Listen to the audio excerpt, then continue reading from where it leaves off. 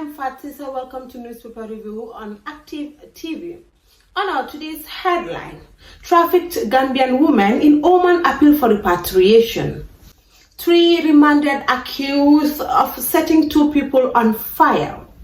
Defense cross-examines witness in Gambia petroleum case. In sports, Lionel Messi tops Forbes highest paid athletes list for 2022.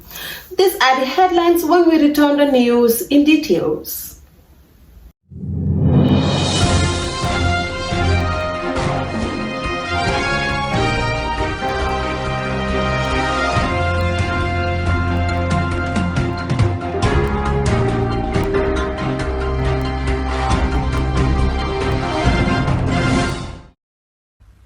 Welcome back, and now the news in details. Trafficked Gambian women in Oman appeal for repatriation. Lovely Sow reports. Trafficked Gambian women in Oman appeal for repatriation.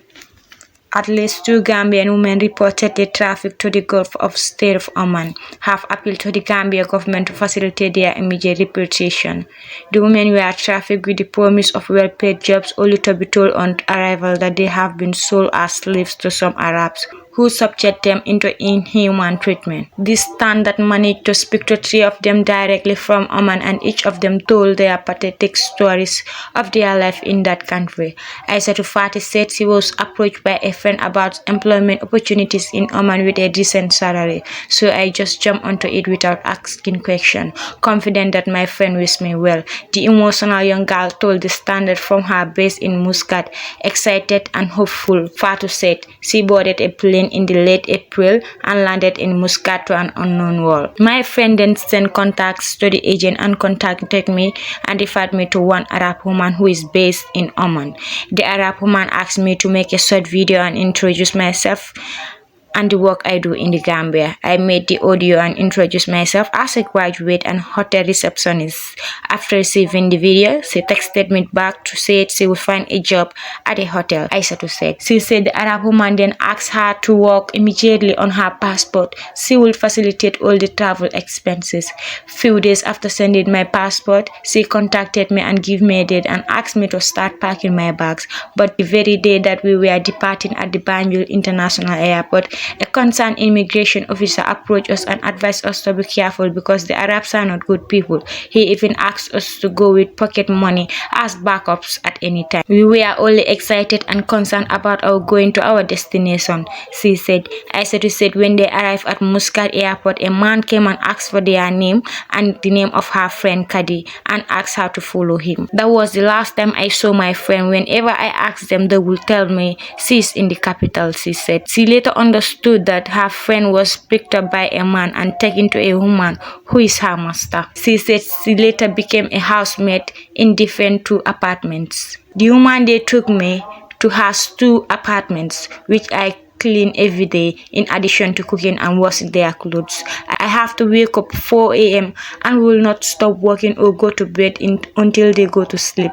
After 2 weeks, I was frustrated and I never thought I could go through this kind of treatment in my life.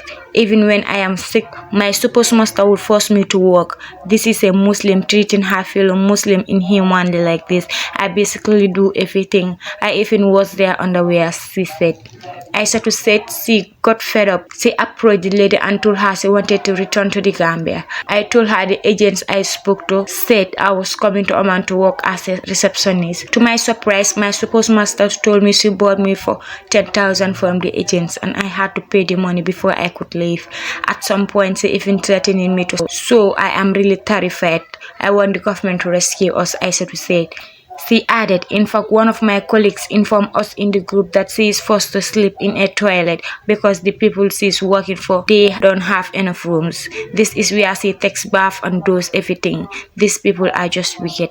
Ami's story. Aminjai, a 25-year-old who traveled Oman 5 months ago and told the Standard directly that from Oman she was promised to work as a cook and a salary of 10,000. When we arrived, I was taken to a woman and dumped there, and when I woke up the following morning, she started giving me instruction. She first asked me to clean the house, wash the cars, clothes and cook. When I finished, I told her this was not what I was promised, but she told me she had bought me from the agents. I worked for 5 good months without salary. I am locked up in a room. Since then, I wake up at 4 a.m. every day and clean 2 compounds, sometimes 3 occasional daily. Sometimes I will clean the house and my mother will ask me to clean it again. She explained.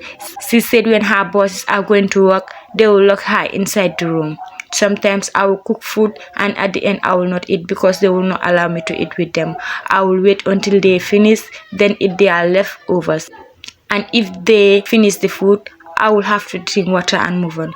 Even when I am sleeping, they wake me sometimes unnecessarily and their children insult me all the time.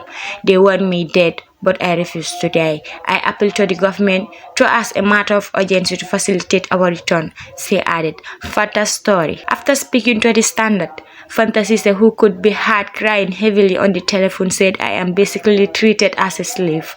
Since I arrived here, I have not seen this. I'm like someone in prison. As I am speaking to you, I am very sick. They refuse to take me to the hospital and they will not allow me to come home because they said they bought me from the agent. My lady's husband is sexually harassing me all these days. If you report them to the police, they will tell the police that they are treating you well and nothing will come out of it. She said her passport has been seized. I want the government to rescue us because we are facing the same problem. If they don't, I am afraid I will die because I cannot cope with the situation anymore, she said. Amadou Chun Alliance, King of Fame, the man who is trying to reach out to the government to rescue the girl, told the Standard he has since reported the matter to the Minister of Foreign Affairs, National Human Rights Commissions, and they had promised to do something about it. He said the government should look for the agents who are here based in the Gambia and Oman and stop these nefarious acts of selling our girls to wicked Arabs in the Middle East. When contacted for comments, a staff of Ministry of Foreign Affairs said they have received information about the girls but could not give further details. For Active TV News, I am Loli Sow. 3 remanded accused of setting 2 people on fire. Siraba reports. 3 remanded accused of setting 2 people on fire. Magistrate Peter Adeche of the Birkama court yesterday remanded 3 people, Yaya Gassama, Amadou Bailo Jallo, and Abademba for allegedly pushing Mohamed Damale and Lamin Kanji into an old well and set them on fire in Madinari. The 3 accused persons were slammed with 2 counts of attempted murder and grievously body harm. However, when the 3 charges were read to them, all 3 pleaded not guilty to count 1 but pleaded guilty on count 2. At that juncture, police prosecutor Sub-Inspector Masane Fadera urged the court not to grant them bail to the accused persons, which was granted by the court. The alleged incident happened on May 3rd at Madinari. They were also alleged to have jointly assaulted Mohamed Dambale and Lamin Kanji with a razor blade and sticks, causing them grievously body harm. The case resumes on May 19. Reporting for Active TV News, I am Siraba. Defense cross-examines witness in Ghana petroleum case. Siraba reports. Defense cross-examines witness in Ghana petroleum case. The defense team representing Sehu Drame, former managing director of Ghana Petroleum and operation manager Lamin Gassama yesterday commands cross-examination of Amadou Keita, acting general manager of the company, and the first prosecution witness before Justice Hadi. The witness told the court during cross-examination by lead counsel mainly that Ghana Petroleum has license to import petroleum products and that the fuel imported by different traders are commonly in the tanks. He pointed out that there are instances where Ghana Petroleum exercise discretion in allowing depositors of petroleum products to upfill fuel, but he cannot say whether they can upfill fuel quantity in exercise of their entitlement. The witness said the charge on the local oil marketing companies are usually published by the Ministry of Finance in a document called Price Structure for Petroleum Products. Asked if the local oil marketing companies has inspectors or agents on the ground to coat the tanks or prepare certificates to uplift petroleum products, the witness replied that he wasn't aware. The witness also told the court that he cannot tell whether Jar Oil and Petrogas are the biggest oil marketing companies in the Gambia. Nor did he know whether Jar Oil has more fuel stations in the country than any other oil marketing company. Hearings continues. Reporting for Active TV News, I am Siraba.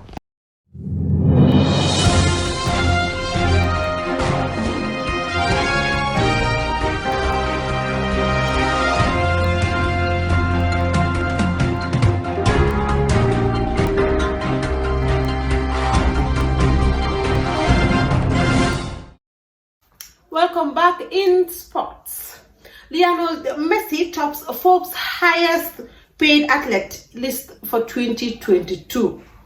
Lolly Sow reports. Lionel Messi tops Forbes' highest paid athlete list for 2022.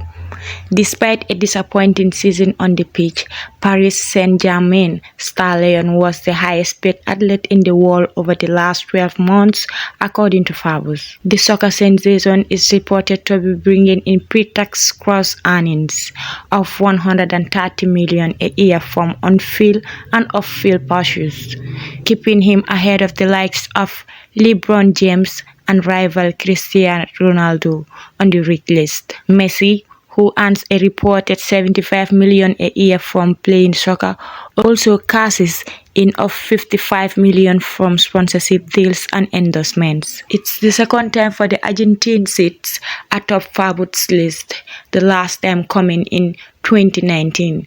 The top 10 highest earners, who are all men, collectively brought $992 million in pre-tax gross earnings over the last year. Messi has received criticisms for some of his off-field sponsorships, recently promoting tourism for Saudi Arabia. He was featured in the country and posted a photo on his personal Instagram account with the tag "Visit Saudi." The country has long been accused of sport washing in order to hide its poor human rights record. A recent addition to Messi's revenue streams, Qatar conventional crypto company Socials and Saudi Man's Gotta Eat, tweeted, New York Times reported at Rick Paja. CNN has reached out to Messi's representative for comment but did not get any immediate reply. NBA superstar James comes in a narrow second on the red list, earning $121.2 million a year. The Los Angeles Lakers forward may have missed the playoff this season, but he's been dominant off the court, cashing in of his talk show and starring in last year's Space Jam, a new legacy film. Forbes estimates James is now a worth strategy $850 million. Cristiano Ronaldo completes the top three, earning $115 million after moving from Juventus Manchester United. The Portuguese superstar earns the same as Messi off-field, with the majority coming from his unrivaled social media presence. Ronaldo has 690 million followers across Instagram, Facebook, Twitter, allowing him to reveal the higher sponsorship fees from a number of companies. Forbes calculate the estimate based on prize money, salaries, bonuses, as well as estimation of sponsorship deals and other off-field revenue streams. For Active TV News, I am Lolly Sow. This is all we have for you on Newspaper Review tonight. Thank you for watching.